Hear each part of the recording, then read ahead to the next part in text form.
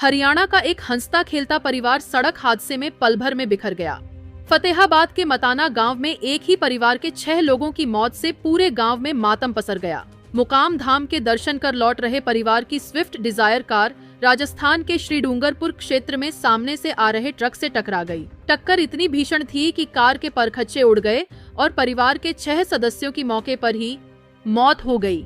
इस हादसे में जान गंवाने वालों में हाल ही में सेवानिवृत्त हुए सीनियर अकाउंटेंट ओम प्रकाश, उनकी पत्नी सोरमा देवी, बेटी प्रमिला, पोता रोनित और 2 दोहितियां यशवी व खुशी शामिल हैं। परिवार की तीसरी दोहती तन्वी गंभीर रूप से घायल है और अस्पताल में जिंदगी की जंग लड़ रही है। सबसे दर्दनाक बात यह है कि ओम प्रकाश ने मात्र 15 दिन पहले ही सरकारी सेवा से रिटायरमेंट लिया था। परिवार और रिश्तेदारों ने सोचा था कि अब वे अपने जीवन का सुकून भरा समय परिवार के साथ बिताएंगे, लेकिन किस्मत को कुछ और ही मंजूर था। रिटायरमेंट के बाद यह उनका मुकाम धाम का पहला सफर था, जो उनकी जिंदगी का आखिरी सफर बन गया। परिजनों के अनुसार ओम प्रकाश हर अमावस्या पर मुकाम धाम दर्शन के लिए जाते थे। इस बार भी पूरे परिवार के साथ आस्था और श्रद्धा से दर्शन करने पहुंचे थे।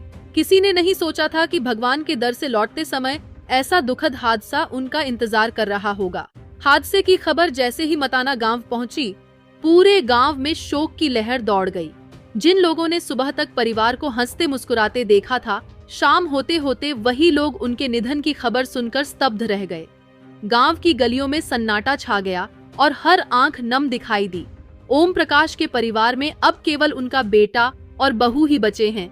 एक ही झटके में उन्होंने अपने माता पिता, बहन, बेटे और 2 भांजियों को खो दिया। इस दर्द को शब्दों में बयां करना शायद किसी के लिए भी संभव नहीं है।